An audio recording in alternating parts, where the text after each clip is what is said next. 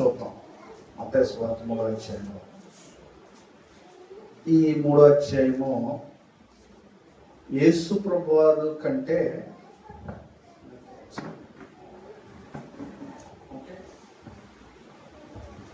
యేసు ప్రభువారి కంటే ముందుగా ఎవరు వచ్చారు లోకానికి?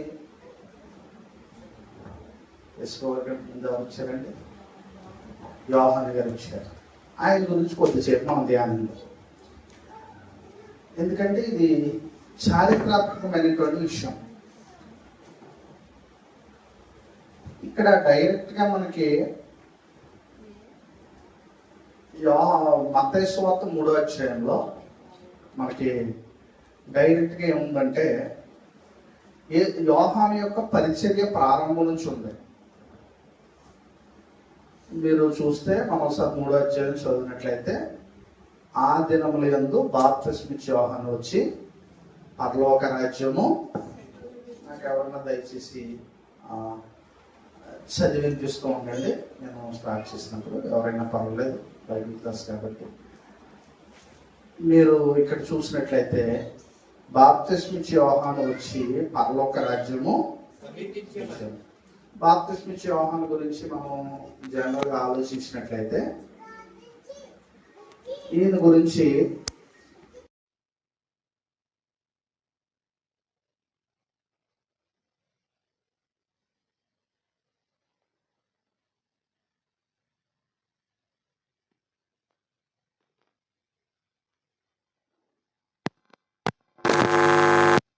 బాప్తిస్మిచ్చే యోహాను పరిచర్య ప్రారంభించేటప్పటికి, అంటే మనం ఆలోచించినట్లయితే అప్పుడే అదే టైంలో యేసుక్రీస్తు ప్రభువారు మరి రావడం. దాదాపుగా అప్పటికే యేసు ప్రభువారికి బాప్తిస్మిచ్చే యోహానికి యేసు ప్రభువారికి ఎన్ని నెలల డిఫరెన్స్ ఉంది?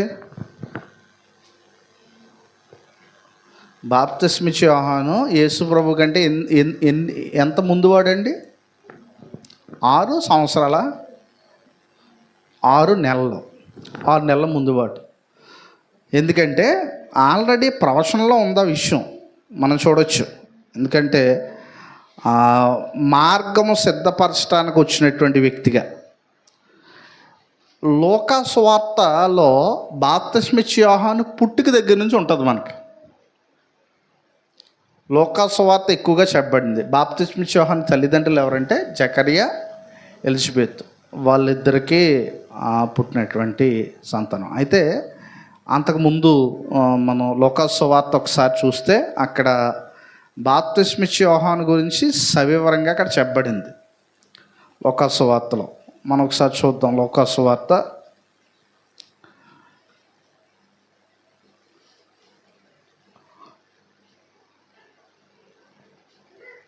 ఎక్కడ ఉంటుందంటే మనకి 8వ వచనంలో, జకరియా తన తరగతి క్రమం చొప్పున దేవుని ఎదుట యాజక ధర్మము జరిగించుండగా యాజక మర్యాద చొప్పున ప్రభు ఆలయంలోనికి వెళ్ళి ధూపం వేయుటకు అతనికి వంతు వచ్చాను. చాలా జాగ్రత్తగా మనం గమనించాలి ఈ విషయాల్లో. ఎందుకు నేను జాగ్రత్తగా గమనించమంటున్నాను, కింద చదువుదాం ఒకసారి. వీళ్ళు జకరియా ధూపం వేయడానికి వెళ్ళాడు. ఈ ప్రార్థన చేస్తున్నప్పుడు మీకు ఇదంతా తెలుసు. అతను చూచి చూడండి 12వ వచనం, జకరియా చూడండి 11వ వచనం, ప్రభు దూత ధూపవేదిక కుడివైపు నిలిచి అతనికి కనబడగా జకరియా అతను చూచి తొందరపడి భయపడిన వాడాయను. అప్పుడు ఆ దూత అతనితో, జకరియా భయపడకము, నీ ప్రార్థన వినపడినది. నీ భార్య అయిన ఎలిజబెత్ నీ కుమారుని కన్ను, అతనికి యోహాను అను పేరు పెట్టుదు. అతడు ప్రభు దృష్టికి గొప్పవాడే, ద్రాక్షారసమునైనను మద్యమునైనను త్రాక, తన తల్లి గర్భందు పుట్టినది మొదలుకొని పరిశుద్ధాత్మతో నిండుకున్నవాడే, ఇశ్రాయేలీల్లో అనేకులను ప్రభు అయిన వారి దేవుని వైపుకి తిప్పుతాడు. చూడండి, చాలా గొప్ప టాస్క్ బాప్తిస్మిచ్చే యోహానుది. ఇశ్రాయేలీయుల్ని ఎవరి వైపుకి తిప్పడానికి వస్తున్నాడు? ప్రభు వైపు. ఇప్పుడు ఇక్కడ ఈ మాటలో జకర్యాకి అంత నమ్మబుద్ధి కాలేదు. ఇక్కడ ఒక విషయం ఉంది. ఇప్పుడు నమ్మబుద్ధి కాలేదు, నమ్మాడా నమ్మలేదా? నమ్మలేదు. నమ్మలేనందుకు జరిగింది ఏంటి? ఏమైపోయిందండి? ఇప్పుడు దేవుని వాక్యం ఎందుకు మోగోడైపోయాడు? ఇప్పుడు జకర్యా ఎందుకు మోగోడైపోయాడని మనం అనుకుంటాం? దేవుని మాట నమ్మలేనందుకు. ఒకవేళ ఈరోజు అదిగిన ఉందనుకోండి, ఒకవేళ మొత్తం దేవుడు చెప్పిన మాటనే నమ్మకపోవడమే అవిధేయత. నేను ఎక్కడ అవిధేయత కనిపిస్తున్నానని మనం చాలాసార్లు అనుకుంటూ ఉంటాం. చాలాసార్లు ఎక్కడ నేను ఏ విషయంలో నేను చెడుగా ప్రవర్తించానంటే ఇవన్నీ అవసరం లేదు, దేవుడు చెప్పిన మాట నమ్మకపోవడమే పెద్ద అవిధేయత. నిజంగా మనం దేవుని చెప్పిన మాటని నమ్మితే నమ్మొచ్చు అని అనుకుంటున్నామా? లేదంటే ఖచ్చితంగా నమ్మాలి. ఎవరు చెప్పారు ఆ మాట? దేవుడు చెప్పాడు. నమ్మకపోవడం అనేటువంటిది అవిశ్వాసాన్ని తెలియజేస్తుంది. కనుక ఇప్పుడు యోహాను పుట్టే వరకు కూడా జకర్యా ఎలా ఉన్నాడు? మోగవాడుగానే ఉన్నాడు. ఈ మోగవాడు అవడానికి గల కారణం ఏంటంటే దేవుని మాట నమ్మకపోవడం. దేవుని మాటను ప్రతి ఈరోజు కూడా చాలా దేవుని మాటలు మనకు ఉన్నాయి బైబిల్ గ్రంథంలో. సో వాటిని మనం బలంగా నమ్మాలి. ఆయన నమ్మకపోతే ఇప్పుడు మోగోళ్ళు అవ్వకపోయినా రేపు ఖచ్చితంగా తీర్పు అనేటువంటిది. అందుకే అన్నాడు, అంచె దినమున ఈయన మాట తీర్పు జరుగుతుంది. ఖచ్చితంగా తీర్పు దేన్ని బట్టి ఉంటుందంటే ఈ మాటలను బట్టి ఉంటుందంట. తీర్పు ఎలా ఉంటుందంటే, నువ్వు మందు మానేసావా, లేదంటే నీవు బూతులు మానేసావా, లేదంటే నువ్వు చాలా విషయాల్లో అన్నీ మానేసావా, చెడు అలవాట్లన్నీ మానేసావా, ఇలాగ ఉండదండి తీర్పు. నేను చెప్పిన మాట నువ్వు ఎందుకు నమ్మలేదు?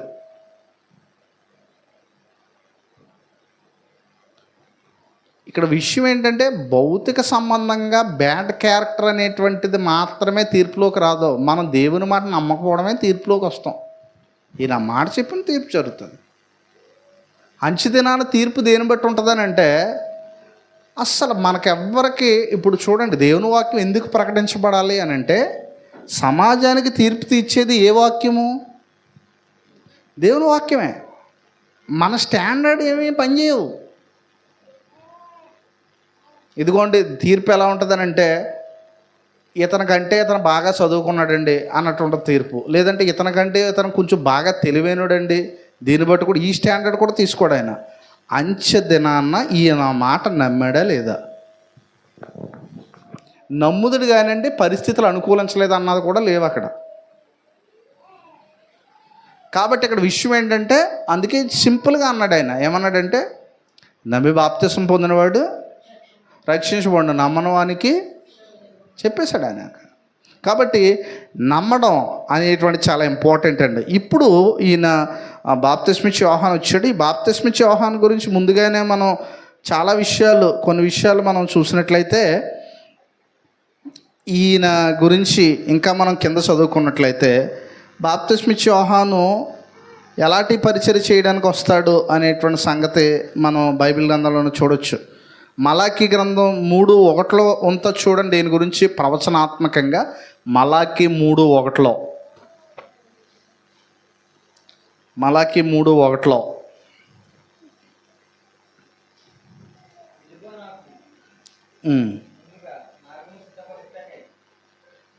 చదవండి. నేను నా దూతను పంపుచున్నాను. ఎవరా దూత? చూడండి, నా దూతను ముందుగా పంపుతున్నాను. ఇప్పుడు యేసుప్రభు కంటే ముందు ఎవరు వస్తున్నారు ఈ లోకానికి? యోహాను. ఇంకా మనం ప్రవచనాల్లోకి వెళ్తే యెషయా గ్రంథం 43 చూడండి ఏముందో. యెషయా గ్రంథము 40 అధ్యాయము 3వ వచనము. ఆలకించుడి, అరణ్యములో ఒకడు ప్రకటించున్నాడు. అరణ్యములో యెహోవాకు మార్గము సిద్ధపరిచి ఎడారిలో మన దేవుని రాజ్య మార్గము, మా దేవుని రాజ్య మార్గము. అంటే ఇది ఎవరి గురించిన ప్రవచనం? ఇది బాప్తిస్మిచ్చి యోహాను గురించిన ప్రవచనం. మార్గాన్ని ముందుగా సిద్ధపడాలి. అంటే ఇంగ్లీష్లో ఏమంటారు? ఫోర్ రన్నర్ అంటారు. అంటే యేసు ప్రభువు కంటే ముందుగా వచ్చి మార్గం సిద్ధపరిచాడు. ఎవరికి? యేసు ప్రభు వారికి మార్గం ముందుగా సిద్ధపరిచాడు. అయితే ఇతను సామాన్యమైన వ్యక్తి కాదు. ఎందుకంటే సాధారణంగా ప్రవక్తలు ఆ రోజుల్లో ఇతను డ్రెస్సింగ్ చూడండి ఒకసారి. మనం ప్రభు మార్గము సిద్ధపరచుడి ఆయన త్రోవలని చదివాం మనం. యెషయా ద్వారా చెప్పబడిన వాడు ఇతడే. మనకు క్లియర్గా ఉంది అక్కడ, అది ఇతనే, ఇందులో ఏ డౌట్ లేదు. ఇతను వస్త్రధారణ ఏంటి? ఈయన ఒంటె రోమములు గల వస్త్రములను మొల చుట్టూ తోలు దట్టి ధరించుకున్నాం. ఒకసారి ఊహించండి, ఇది ఆ రోజుల్లో ప్రవక్తలు సాధారణంగా వేసుకునేటువంటి వస్త్రధారణ.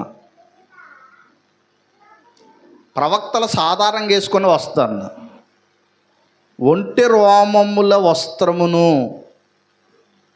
మొల చుట్టూ తోలు దట్టియు. చూడండి, ఇప్పటికీ మనం ఈ వాడుతున్నాం. అంటే ఇప్పుడున్నంత విధానంలో అవి లేవు, కానీ జంతు రోమాల నుంచి ఈ రోజుకి వస్త్రాలు ఏమవుతున్నాయి? తయారవుతున్నాయి. ఉదాహరణ ఏంటో చెప్పండి. ఎక్కువగా మనం వాడే పదం ఉన్ని దుస్తులు. ఉన్ని ఎక్కడి నుంచి వస్తుంది? ఏంటి, గుర్ర నుంచా? నాకు వినపట్లేదు గట్టిగానే. గొర్రె నుంచి. ఆ గొర్రె ఉన్నిని వస్త్ర పరిశ్రమకు ఉపయోగిస్తారు ఈ రోజుకి కూడా. అంటే మనకు పైన కలర్లు అవి వేసేయడం వల్ల అది ఉన్నని అనపడదు, కానీ అది ఉన్నేది.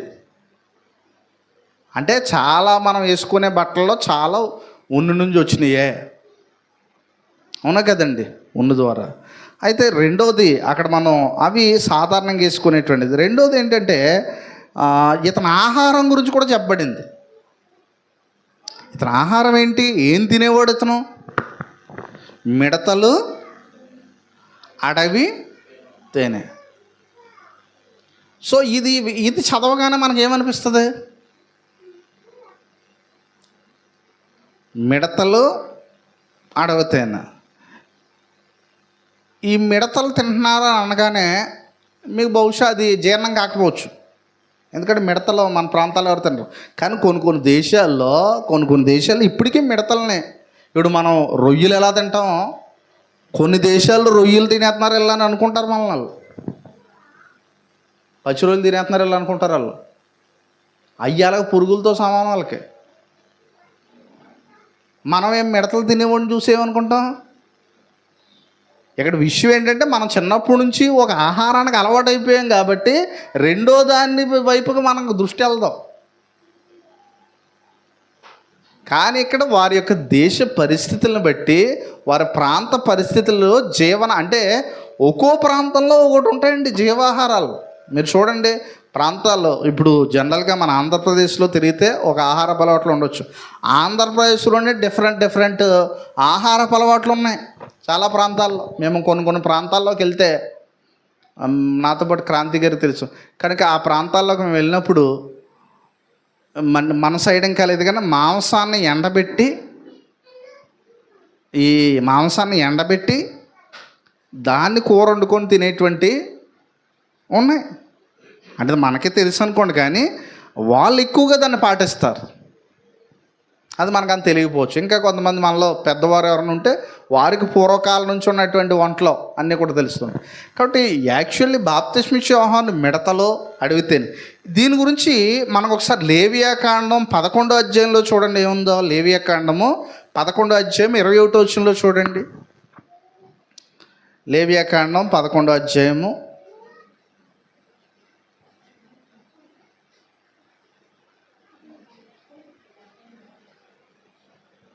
21 అయితే 4 కాళ్ళతో సంచరించు నేల గంతులు వేయుటకు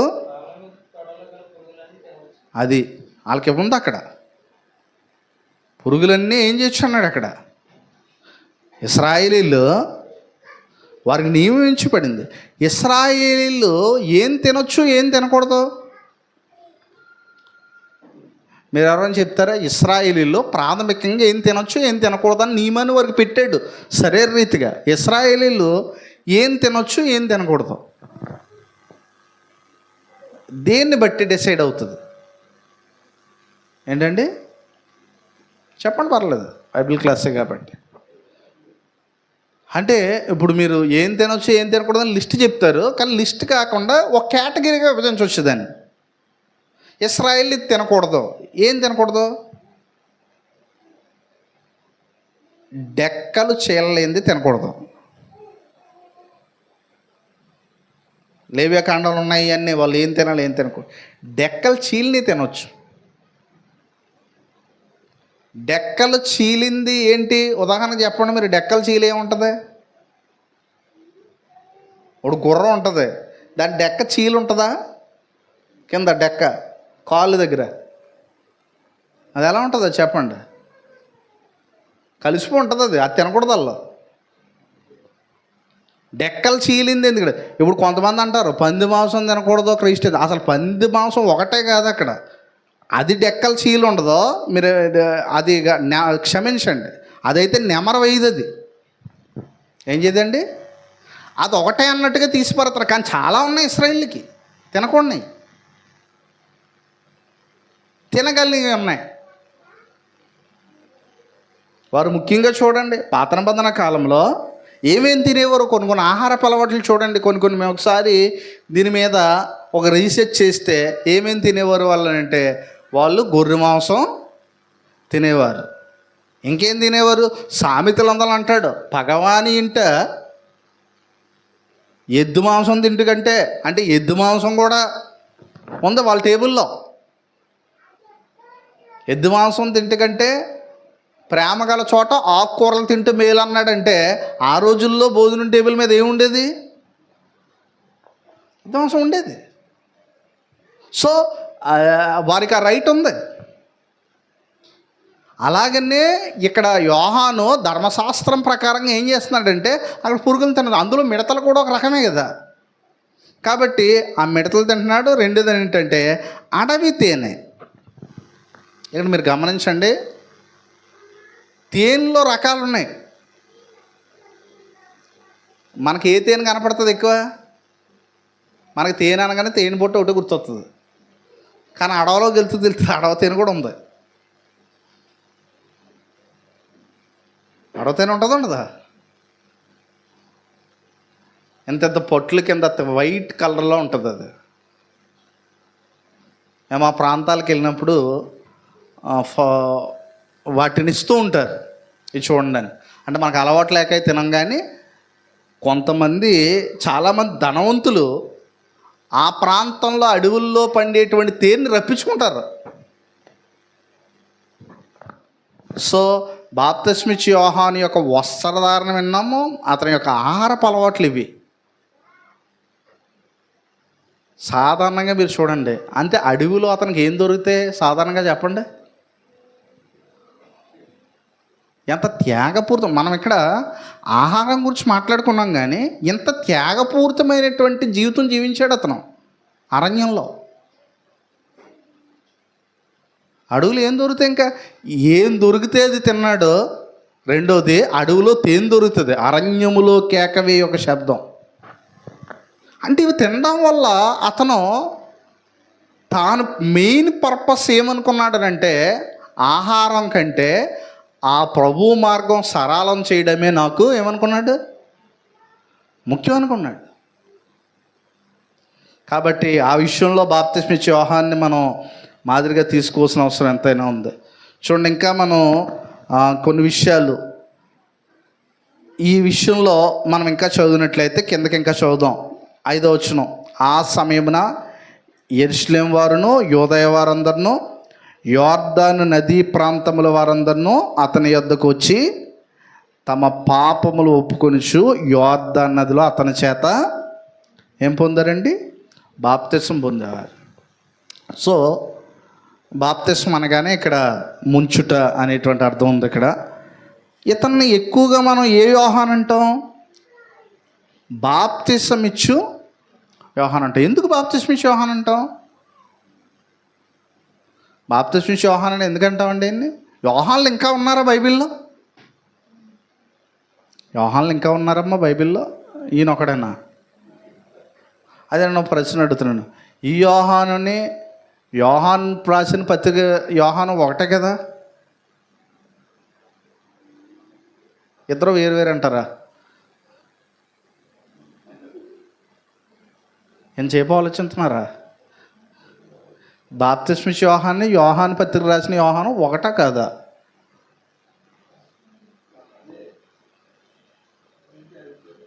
చెప్పండి, పర్లేదు. ఇప్పుడు తప్పు అయిందనుకో, ఏం నరకానికి వెళ్ళిపోం.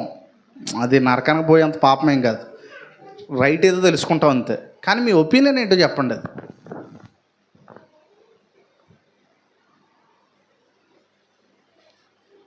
అది ఇద్దరు ఒకరేనా?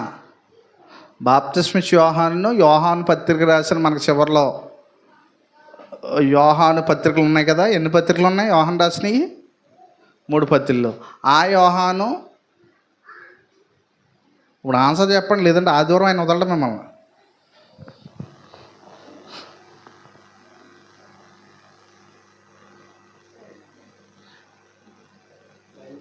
బాప్తిస్మ యోహాను తల తరికేస్తే అక్కడికి ఎందుకు వస్తాడు? ఆ యోహాను ఈ యోహాను ఒకరు కారు.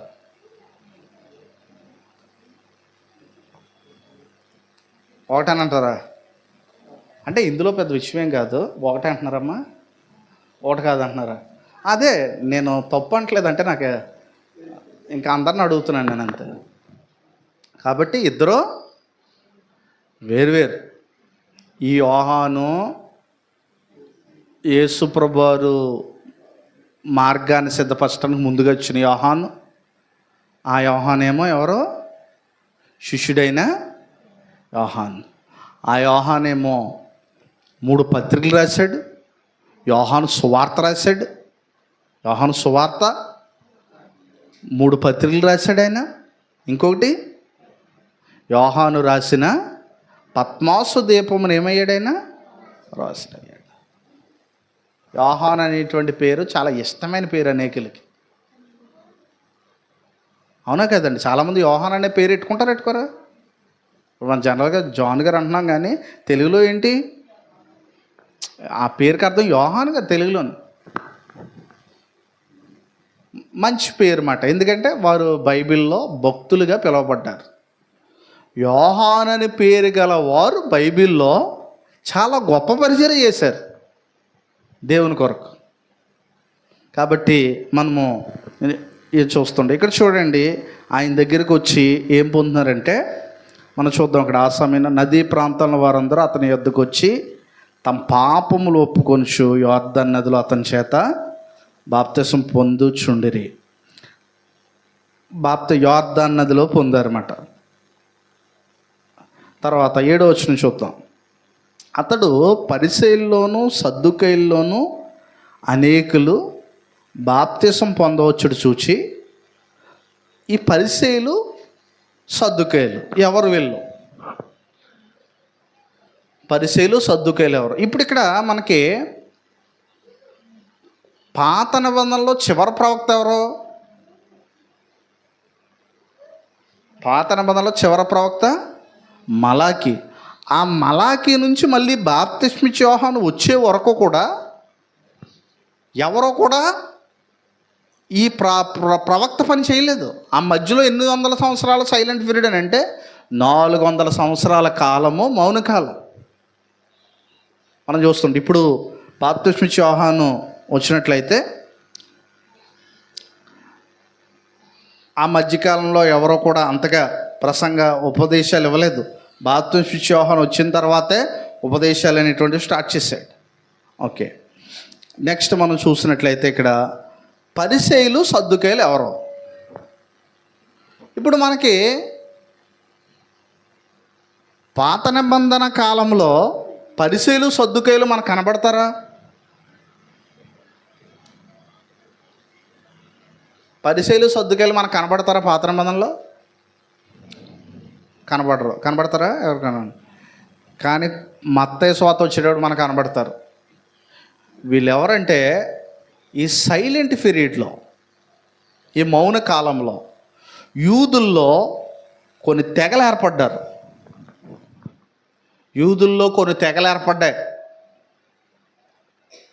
ఆ తెగల్లో పరిసయ్యులు, సద్దుకీయులు, జెలోతీయులు, ఇంకెవరున్నారు? యూదుల్లో కొన్ని తెగలు ఎవరున్నారు?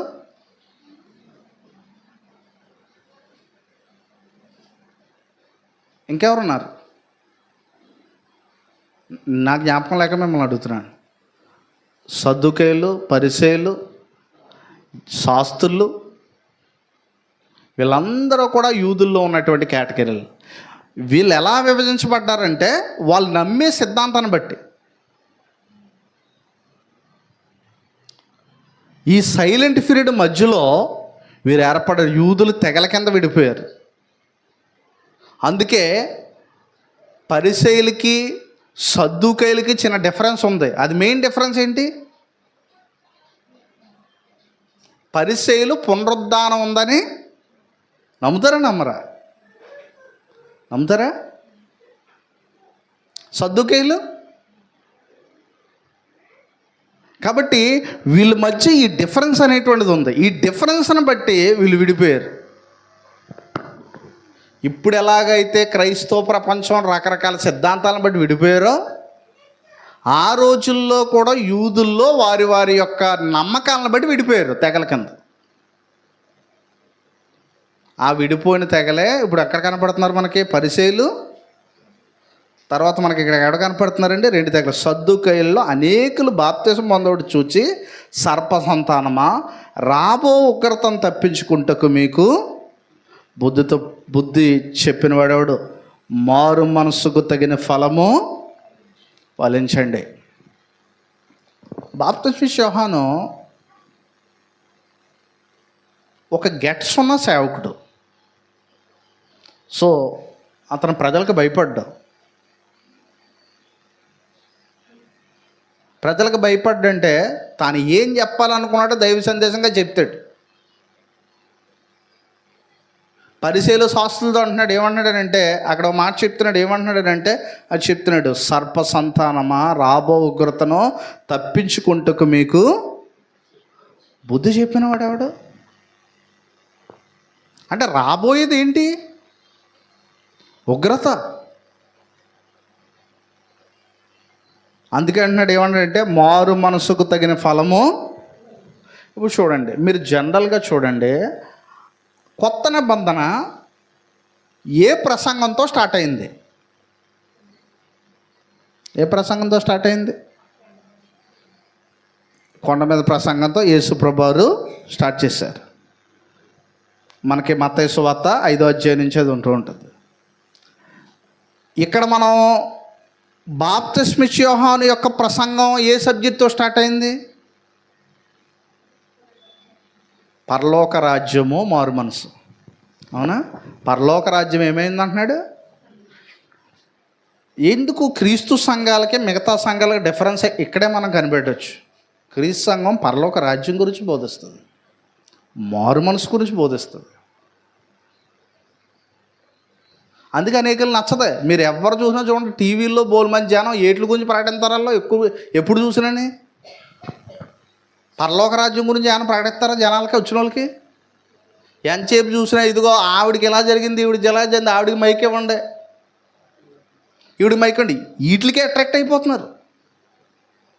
పరలోక రాజ్యం కూర్చుని బోధన అనగా కానీ, మారు మనసును కూర్చుని బోధన అనగా కానీ ప్రజలు ఏమైనా చెవులు ఇవ్వగలుగుతున్నారా నేటి కాలంలో? పౌలు గారు ఉంటే వాళ్ళ పేర్లతో సహా చెప్పేసేవారండి. పౌలు గారు అయితే చూడండి, ఒకవేళ పౌలు గారు ఏమని చెప్పేవారంటే వాళ్ళ పేర్లతో సహా ఏం చేశారు చూడండి.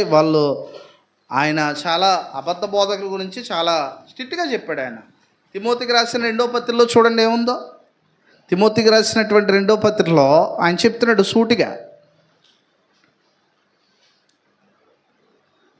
8వ వచనం, 3వ అధ్యాయం 8వ వచనంలో చూడండి.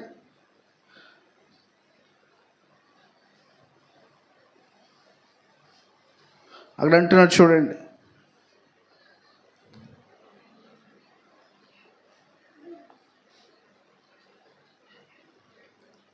చూడండి 6వ వచనం నుంచి మనం చదువుదాం. 5వ వచనం నుంచి చదువుదాం. 5వ వచనం నుంచి చదవండి. పైకి భక్తి గలవారి వలె ఉండి దాని శక్తిని ఆశ్రయించే వారినే ఇందురు. ఇట్టి వారికి విముఖుడివై ఎండుము. పాపభరితులే నానా విధములైన దురాశల వలన నడిపింపబడి ఎల్లప్పుడూ నేర్చుకొంచున్నాను. సత్య విషయమైన అనుభవ జ్ఞానం ఎప్పుడు నువ్వు పొందలేని అవివేక స్త్రీల యొక్క ఎండలోకి వచ్చి వారిని చెరపట్టుకొని పోవారు వీరిలో చేరినవారు. చెరపట్టుకొని వెళ్ళిపోయేటువంటి వారు. వీళ్ళు ఏం చేస్తారంటే ఎక్కువగా జనాలను రాబట్టడం కోసం ఏం చేస్తారు? ఇప్పుడు యేసు ప్రభు జనాలను ఎలా రాబట్టాడు? ఏం ప్రకటించాడు ఆయన? వాక్యమే కదా. బాప్తిస్మిచ్చే యోహాను, అపోస్తులు ఏం ప్రకటించారండి సమాజానికి? వాక్యం ప్రకటించారు. నేటి కాలంలో అబద్ధ బోధకులు వాక్యమును, బైబిల్లో ఉంది, వాక్యమును ప్రకటించము, సమయమందును అసమయమందును ప్రయాసపడము. కానీ నేటి కాలంలో ఏం ప్రకటిస్తున్నారు? ఇట్టే చెప్పేచ్చు మనం. ఏం ప్రకటిస్తున్నారు ఎక్కువగా? ఇక్కడ చూడండి, ఇంకా మనం చూడండి, ఇక్కడ ఏం చేశారంటే సత్య విషయమైనటువంటి అనుభవ జ్ఞానం వారు లేకపోవడం ఒకటే. రెండోది ఏంటంటే అక్కడ చెప్తున్నాడు, ఎన్ని ఎంబ్రి అని వారు ఎవరిని ఎదిరించారు? మోషేని. ఎవరు ఎన్ని ఎంబ్రి అనేవారు?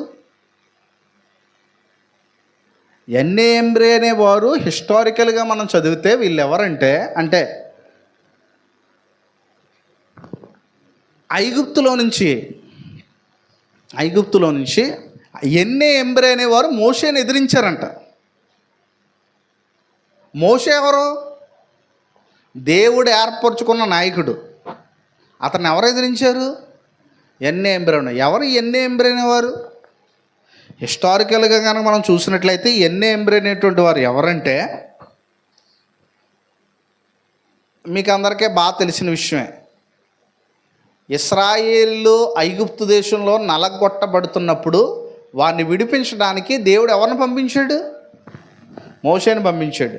మోషే అక్కడికి ఇంకా ఒకసారి ఐగుప్తు నుంచి వచ్చేసిన తర్వాత మిద్యానులో దేవుని స్వరం విన్న తర్వాత కర్రను కింద పడేయమని అంటే కర్ర ఏమైపోయింది? పాముగా మారిపోయింది. ఇప్పుడు మోషే వెళ్ళి ఎక్కడ చేశాడు? అది ఐగుప్తులో చేశాడు. కర్ర కింద ఆడైతే పాముగా మారిపోయింది. అప్పుడు అబ్బాయి అది కుదరదు, మేము కూడా కర్ర కింద ఆడేస్తున్నామని వాళ్ళు పాముగా మార్చేయారు. చేశారా లేదండి ఆ పని? ఈ హిస్టారికల్గా ఎన్ని ఎంబ్రియోని ఎవరంటే ఫరో యొక్క ముఖ్యమైన ఇంద్రజాలికల్లో వీళ్ళ ఫేమస్ చెందిన ఇంద్రజాలికలు అంటండి వాళ్ళు. ఇప్పుడు వెంటనే వీళ్ళ కర్రను పాముగా చేశారు, వాళ్ళు చేశారు. ఇప్పుడు ఎలా ఉంటుంది చూసే వాళ్ళకి? మీరు కర్రను పాముగా చేయడం అండి, మేము కూడా చేస్తున్నాం. అలా కొంత దాకా చేసుకుంటూ వచ్చారు. కొంత దగ్గరికి వచ్చేటప్పటికి ఏమైంది?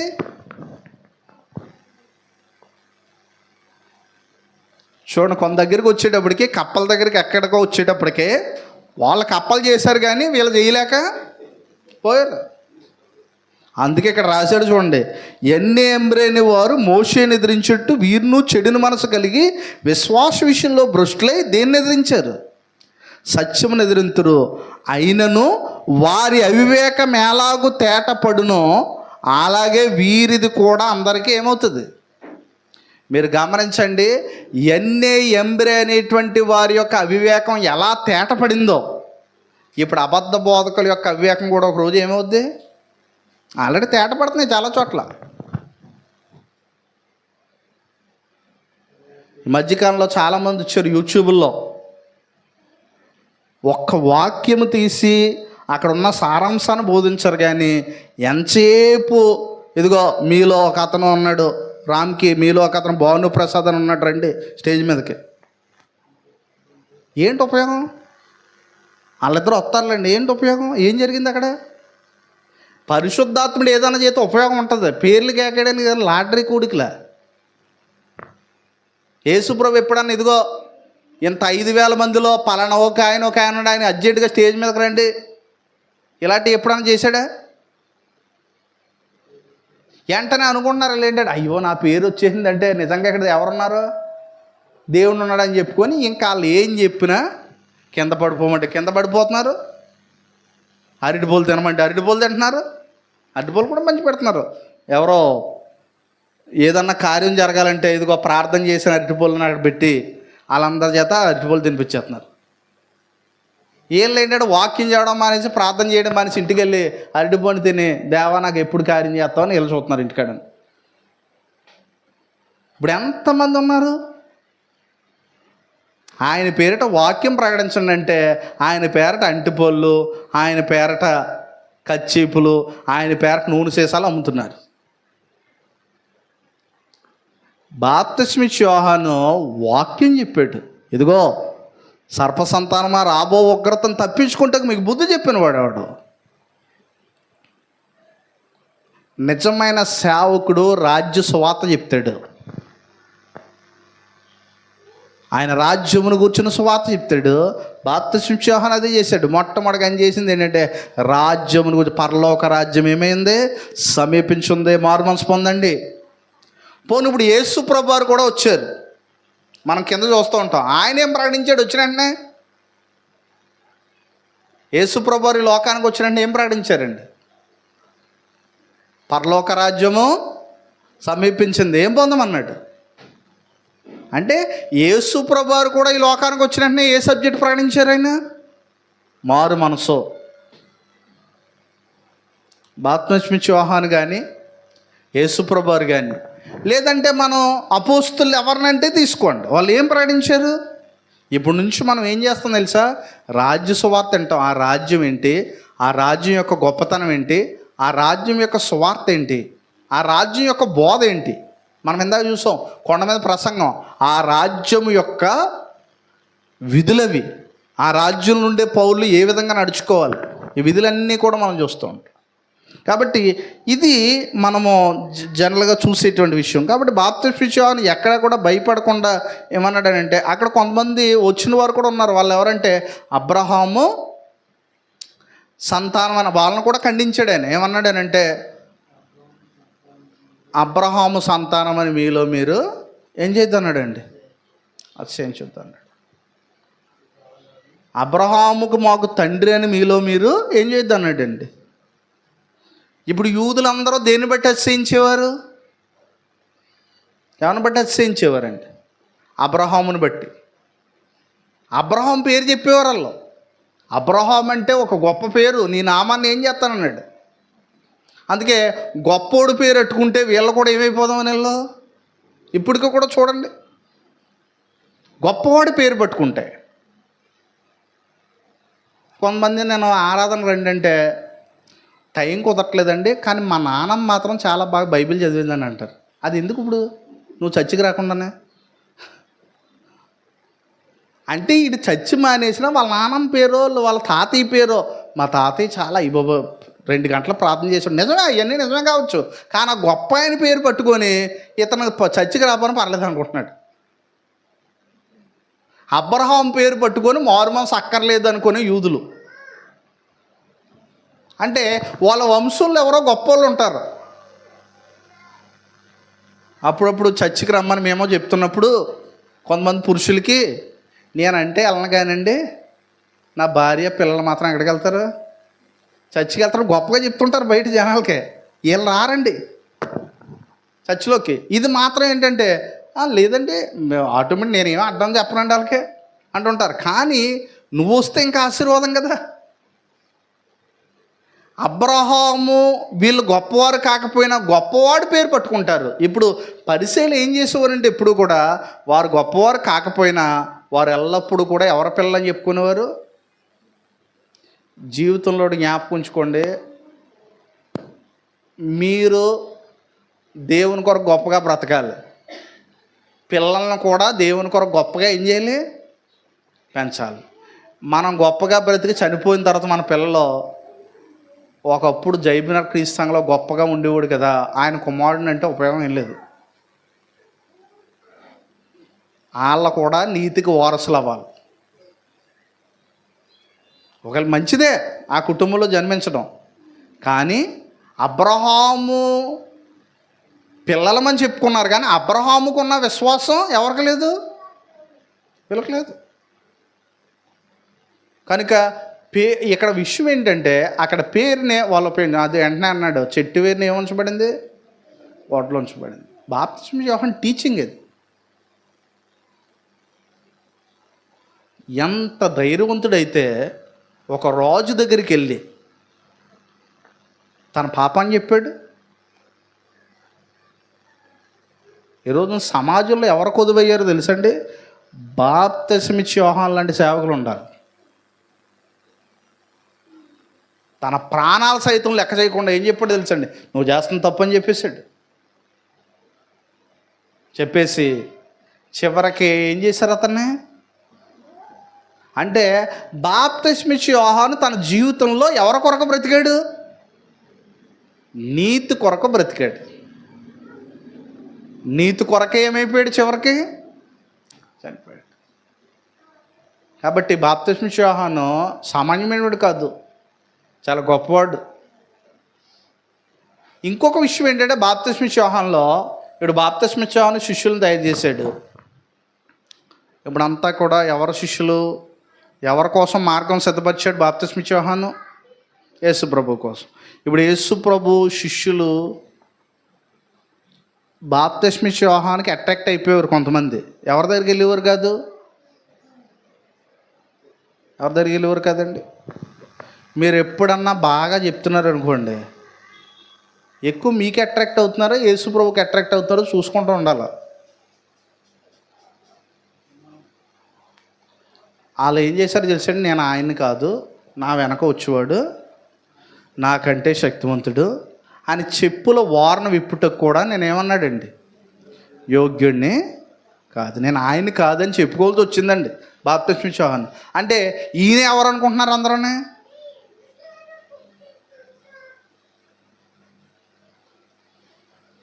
నేను ఆయన కాదని చెప్పాడు. అయ్యా, కొంతమంది నువ్వెవరో వస్తారని చెప్పావు కదా, ఆయన దగ్గరికి వెళ్ళిపోతున్నారంటే నిజమే, మంచిదే కదా అన్నాడు బాప్తిస్మ యోహాను. ఏమన్నాడనంటే, పెండ్లి కుమారుడు కోసం అందరం చూస్తాం, ఆ దినం చూసి సంతోషిస్తున్నాం, ఖచ్చితంగా ఇప్పుడు మేము కూడా సంతోషిస్తున్నాం అని చెప్పి యోహాను సువార్త 4వ అధ్యాయంలోనూ ఆయన సాక్ష్యం ఇచ్చాడు.